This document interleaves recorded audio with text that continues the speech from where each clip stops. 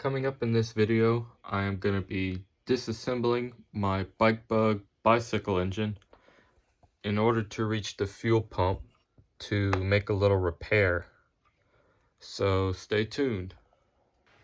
How's it going? Hope you're doing well. As stated, today's going to be an interesting video. I'm going to be taking apart my BikeBug friction drive bicycle motor. And you'll be familiar with this if you have watched my earliest video.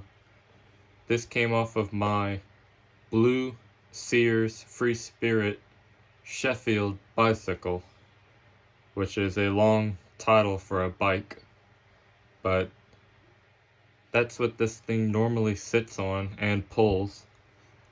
But as I mentioned, I had to remove it because I have to do a little fix to it regarding the fuel pump. Well, not really the pump itself, rather the fittings. We're going to get to that later, but I wanted to take you along as I disassemble it to maybe help out some others who own one of these or have just gotten one. Because if you just got one, you definitely want to take it apart and inspect everything and go through everything, like grease the gear case and go through the carburetor and all that stuff. That's something I did to both of my engines when I got each of them. But anyways, there isn't too much information out there on these engines, so I like to share whatever knowledge I can whenever I'm messing with mine. And in fact, to be honest, this engine is the reason that I started up on YouTube, because I've always liked collecting antiques and old relics from the past and learning about them and getting them going. And whenever I got into these and got my blue bike going, I just kept thinking about how obscure they are and how little information and videos are out there on them. So I decided to start posting my own videos and sharing whatever things I learn about them as I go, as well as potentially pass on some of that info to someone else who has one. And I actually have gotten a few comments from some other owners of these engines, and it does mean a lot that by sharing mine, I've been able to answer someone's questions or give them advice or even inspire them to get theirs up and running again. So it does mean a lot, and I'm glad to hear that. So in that case, I hope that this video might be useful as well. So enough rambling on. Without further ado, I'm gonna get to work on taking apart this engine. But just a quick disclaimer, as I mentioned before, I'm only taking it apart far enough to get to the fuel pump. And really the main thing is getting the two brackets off, the two mounting arms. And basically that will leave us with just the engine and the crankcase left. So the first thing that I'm gonna remove is the carburetor, and we can leave the air filter assembly on it, and that just screws around the intake port just like a small engine carburetor normally would. And gonna carefully wiggle that off.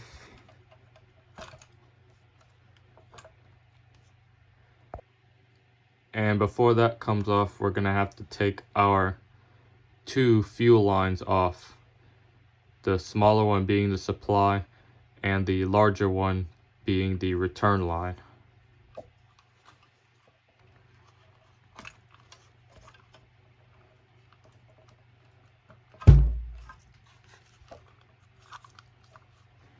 Now the carb is off, but the wire for the kill switch is still wired into the engine. So to get that out of the way, we're going to want to take the slide out of the carburetor.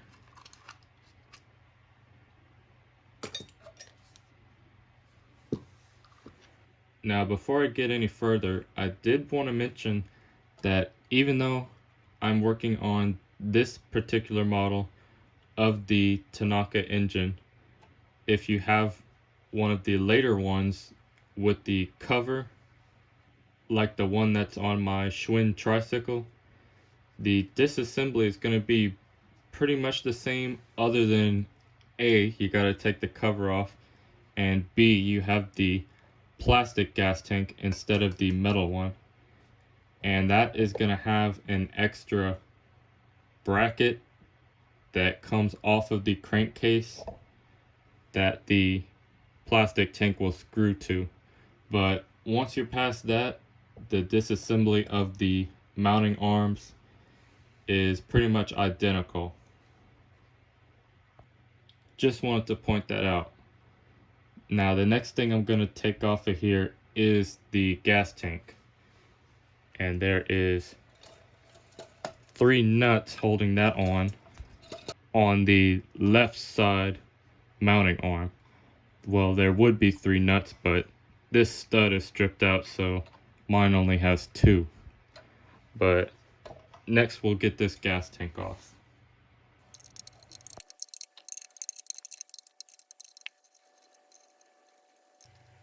And just like the carb, we're going to want to get our fuel lines off of the gas tank.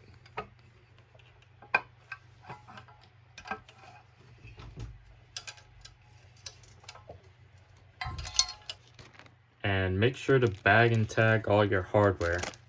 You don't want to lose anything. Now if you do have a rusty nut or something, you can replace that. But make sure all of your hardware is accounted for. Next, this is where it starts getting a little complicated, but it's not too bad. We're going to work on removing our shift arm as well as our right side mounting arm. So first, we're going to have to get this spring off, which that just comes off like nothing with a little tug. And now without the spring tension on it, you can see a little better how the shift mechanism works, how it raises and lowers the engine. So now we got to work on getting these 2 apart, and they're kind of intertwined with each other the way they work together. And you can see there's a number of different bolts going between the 2. This one screws into the gear case, and the rest of them are pretty much bolted between the 2 of them. And when it comes to keeping track of what goes where once it's apart, I like to letter them from front to rear: A, B, C, and D. And what I'll do is everything that comes apart, I'll put it back in that same order, put the nut back on if it has one. This one doesn't. And I'll put it in its own bag. And also be sure to take pictures. That helps too. So first off, I'm going to take off our A. This is the front peg that the spring sits on, and it threads into the gear case. So we're going to take that loose.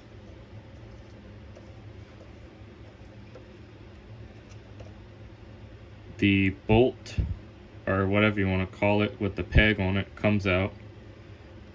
There's a washer above the shift arm. We're going to put that on the bolt.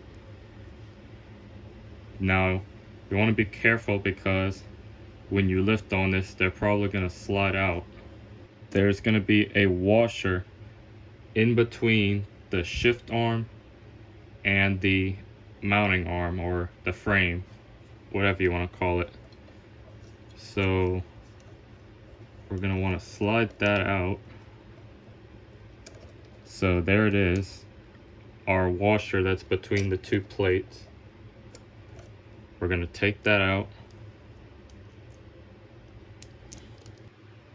Next, we're going to grab our frame. I'm just going to refer to it as that. So shift arm and frame. And we're going to pull that down. And now we have our spot on the gear case where that bolt threads into.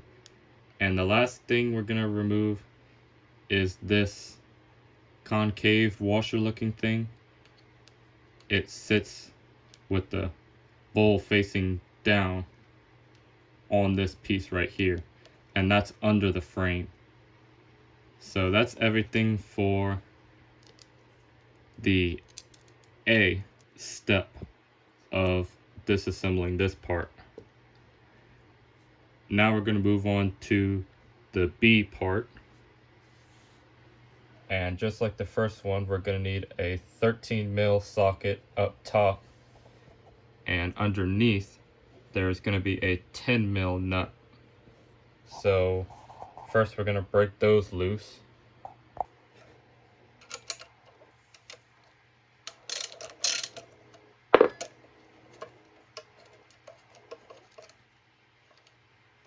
So on the bottom we have the nut and a lock washer.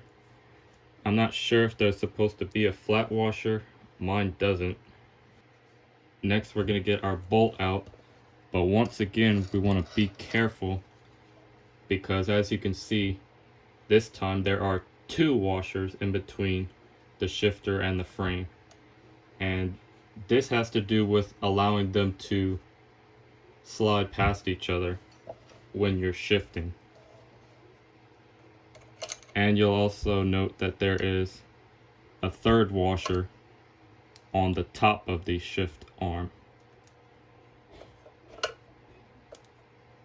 So there's our two washers in between, our third washer up top, and I'm not sure what this is, but it looks like some kind of washer doohickey, but not sure if that's necessary or if that's something that just mine has. But anyways, we're gonna put this set together, and that is our B section. Next, for letter C, it's gonna be this bolt right here, and this is on the part that the spring grabs that keeps it in position once you move it. For that, you're gonna need a flathead screwdriver for up top, and below the frame there is an 8mm nut.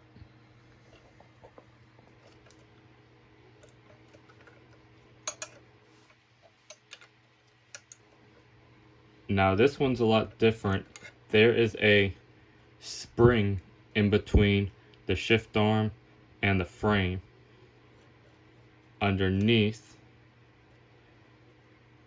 we're gonna have, a nut and a lock washer again. Then this bolt is actually threaded into the frame. The nut is on there, I assume, just for extra security to keep it on there. So we're gonna loosen that, but be mindful of that spring.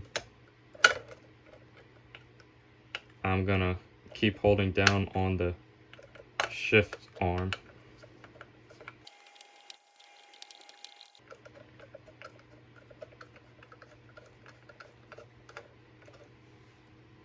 Okay, the bolt's loose.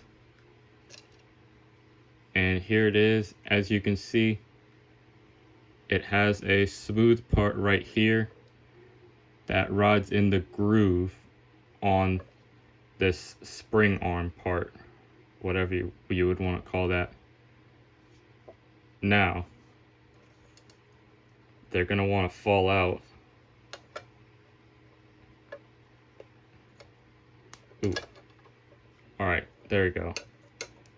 So I don't know how well you saw that, but underneath the shift arm, against it, we had a flat washer, and then the bolt went through this spring, and that was between the flat washer and the frame. So a flat washer and this spring in between these two.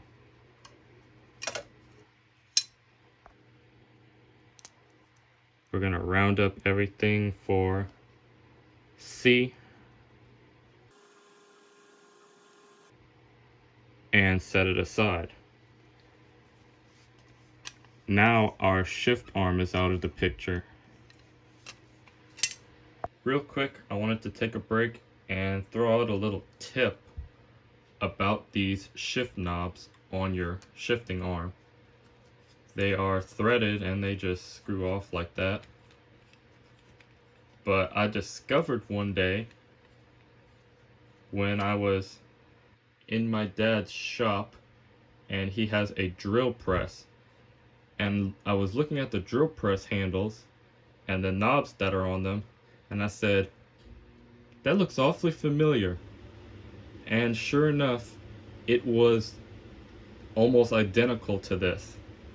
Now, I didn't steal a knob off of it and bring it home and see if it was the same thread, but just judging by eye, the size of them did look to be pretty close. And later on, I searched up on the internet drill press knobs, and some different ones came up, some that looked like this, some that looked different, but they all look to have about the same thread. So it might be possible that if you get one of these with a missing shift knob, or it's worn out and cracked, go that route. Try to find a drill press knob. That might be a way of getting a replacement shift knob for one of these. Again, I haven't confirmed it, but it might be possible. Anyways, moving on. Next, we're going to have our letter D bolt, and this one is what joins the side arm here to our central frame part right here, and it also moves up and down for when you shift it.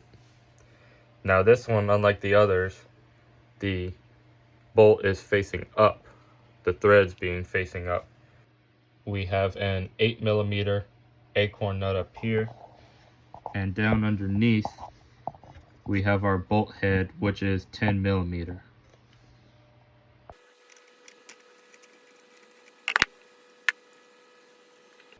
So once those are loose, as you can see up top, we have another spring,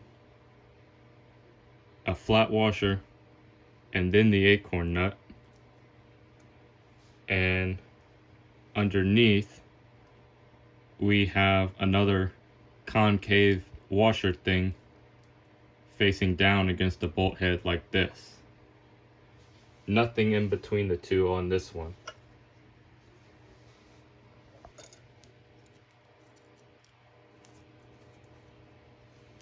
So that was letter D. And that is everything on the right side of the frame, save for the long bolt holding the two together. But before we unbolt that, we're going to flip the unit over and come over to our left side mounting arm, and we're going to have a bolt identical to the one we just did, the letter D. As you can see, it's the same one that goes through the central part of the frame. So we're just going to have a repeat of the last step, but on the left side.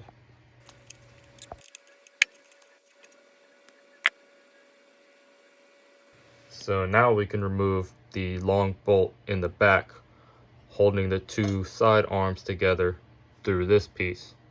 That's going to be a 10 mil at each end, and this is the head of the bolt, so it's facing that way. We're gonna have to pull it out on the left side. So we're gonna break that loose.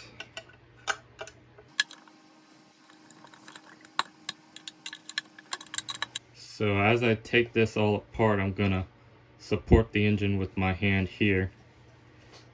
We have the nut on the end, followed by a lock washer and a flat washer. Then off comes our right side frame arm. Then on each side, as you'll see, between the side arms and this piece, we have two bushings. On the outside, a flat one, and on the inside, we have one that's flat on one end, and it has a metal bushing sticking out that goes inside of here. As you can see, now the bolt is loose. Next, I'm going to put the engine down on its right side.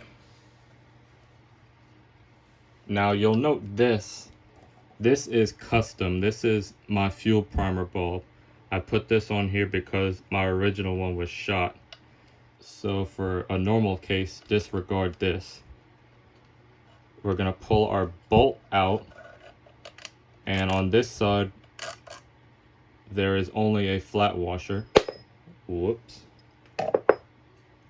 Again, disregard this. Off comes our left side frame arm, and then once again, two of those bushings. The one with the metal part sticking out on the inside, the completely flat one on the outside. And that is both of our mounting arm frame pieces. And by the way, just like before with the other bolts, it's a good idea to put everything together back on here like it came off. So I'm going to set that aside. And now, as you can see, as I mentioned in the beginning, we are left with just our engine and the crankcase. And over on this side, we have our exhaust, and this part right here is the muffler. Under here we have our fuel pump. We have our inlet and outlet. And as you can see, the whole reason that I am doing this is my outlet fuel fitting came off. The brass fitting came out of the fuel pump case. And I read on a forum when I was first getting into these. I wish I could, but I can't find it. But I read that they were kind of common for that. And somebody said just to glue it back in. So that is what I'm going to try. And hopefully it will work. So yeah, that's the reason I stripped my little motor apart. So I have reached where I need to be, the fuel pump, and there isn't much more to go on taking one of these apart. Again, we were mainly just taking the frame off to get to our main engine unit. Anything further would be like taking your flywheel cover off to service the points, or getting into your gear case, or taking the flywheel cover off if you need to get into your cylinder. So there's not much more to go from here on getting it completely apart. But anyways, I have now got to the fuel pump, so my work is done. I am not gonna do the fuel pump repair in this video because I wanted this video to be mainly about dismantling the engine, and upcoming pretty soon I am going to do a dedicated video on fixing the fuel pump. So yeah, you'll see that in the near future. But anyways, I'm going to end it here. I hope you found this video entertaining and maybe helpful for working on your own.